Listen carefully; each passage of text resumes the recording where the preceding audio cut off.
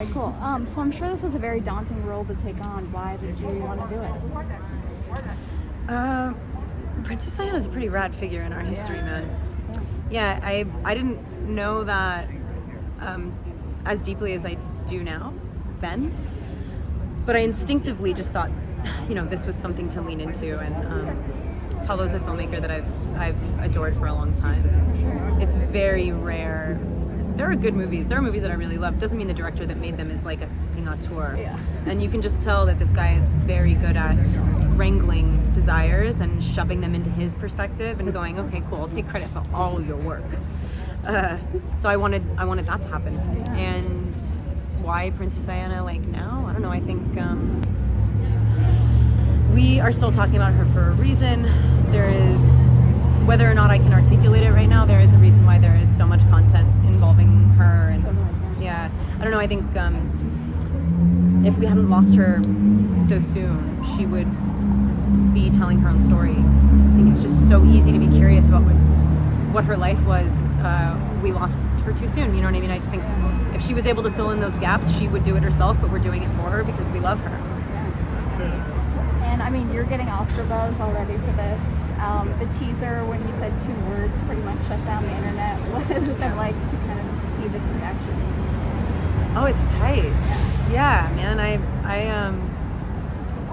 I would be so surprised if people weren't kind of stoked on the movie because I loved making it. And I could tell when we were doing it that we were doing something kind of transcendent and honest and powerful. And if people disagreed or if people were very starkly like, oh, fuck that movie, who are you talking to? Can I say that? Yeah. I would be like, dude, I don't even know who I am. How human am I? Like, at this point, it would be crazy. Like, usually reactions kind of are pretty reflective of how the experience was or how you feel about it. It's like, if something's good, it's good. If something's good, it hits and it takes off. And and I don't mean good like, oh, we did such good work.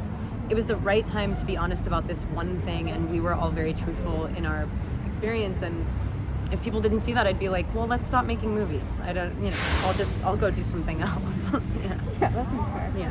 And obviously this is someone who had a lot of media attention, and there's been a lot of kind of on-screen portrayals. How did you kind of want to do your version of her? I was really lucky that those came before me because all of the documentaries and, the series covers all of the bases that they cover the prerequisite, sort of the pre-reading that you would need to take this sort of deeper class. And I don't mean that we do a deeper interpretation of Diana or this story, but they did a lot of our homework for us. Like, they sort of laid a path for us, as did anyone's particular involvement with her story at large. Anyone who has a developed relationship with her, memories of her, knowledge of what actually happened factually, they're going to bring all of those facts to our movie. And so we get to focus on those moments in between where she's like breathing and living and thinking and processing, which to me is more interesting than topical events. It's like, what was it like inside? What was it like in her bedroom? What was it like when she was taking her clothes off, when she was not wanting to eat something, being forced to eat another thing, having the conversation that you can't imagine that they actually have about like being a royal person or not. Yeah. Anyway, so I think it kind of like lives in the abstract, which is so satisfying considering we have the other bases well covered. And you've talked a little bit about this, but what kind of personal connection did you kind of find along the way with you two? It's weird because it's very easy to see this stark parallel. I have a lot of cameras in my life. I have to talk to people about things that I cherish.